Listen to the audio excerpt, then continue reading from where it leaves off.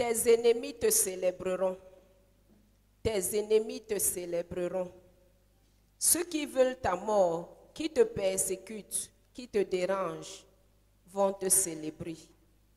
Toi ici es mis pour quelqu'un de sage, qui a la connaissance et non un fou. Celui qui sait Dieu en esprit et en vérité. Cette assurance est pour toi. Toi né de nouveau, car les fous ne peuvent être célébrés. Alors, si tu es né de nouveau, ne t'inquiète point, puisque ceux qui te persécutent vont te célébrer. Que dois-tu faire pour être célébré par tes ennemis? Dans 2 Rois 17:39, dit, mais vous craindrez les dieux et il vous délivrera de la main de vos ennemis. Frères et sœurs, c'est la condition pour être célébré par vos ennemis, craindre l'Éternel. Le passage de ce jour est tiré de Genèse au chapitre 26, du verset 17 à 29, que nous allons lire à la maison. Genèse 26, verset 17 à 29, à lire à la maison. Ce passage nous parle d'Isaac face à ses ennemis qui le suivaient, bien qu'il soit en train d'abandonner les puits à cause des querelles. Isaac abandonnait justement ses puits à cause du comportement de ses ennemis, qui le chassaient partout où il allait creuser les puits d'eau. Mais il abandonnait aussi ses puits à cause de sa connaissance. Enfant de Dieu, comment réagis-tu face aux querelles? Comment réagis-tu face aux menaces de tes ennemis? Nous avons vu le cas d'Isaac qui abandonnait le premier et le deuxième puits, mais au troisième puits, il était sauvé. Nous avons la réaction d'Isaac comme un exemple de quelqu'un qui craint Dieu.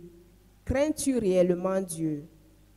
Nous voyons qu'au troisième puits creusé, Isaac n'était plus dérangé. Ceci était sûrement un test pour lui. Bien-aimés, nous avons également des tests dans nos vies.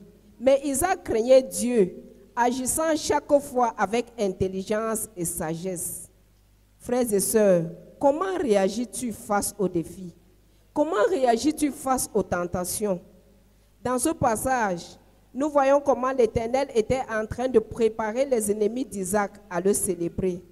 Au verset 24 de notre passage, le Seigneur apparut à Isaac et lui dit de ne pas craindre, car il est avec lui. Il lui dit qu'il le bénira et il multiplierait sa postérité à cause d'Abraham, son serviteur.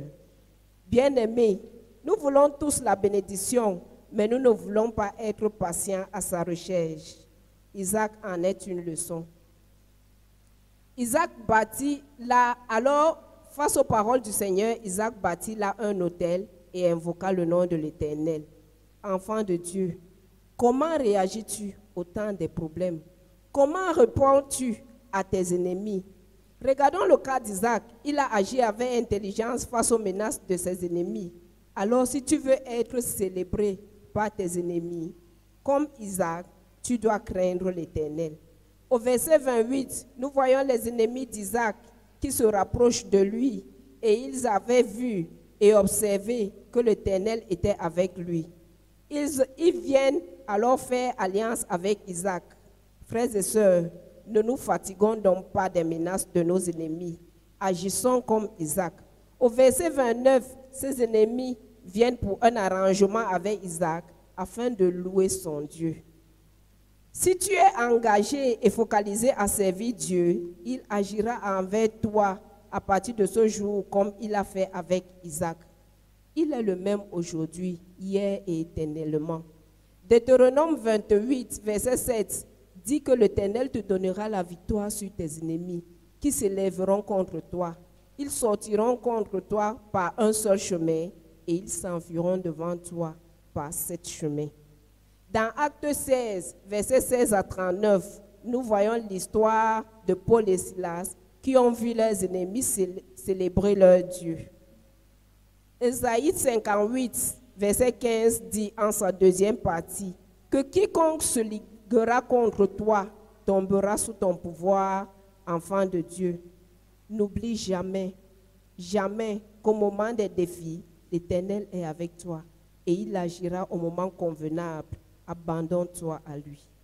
Seigneur, Remplis-nous en ce jour de ta joie et de ta force, afin que le salut soit avec nous. Amen.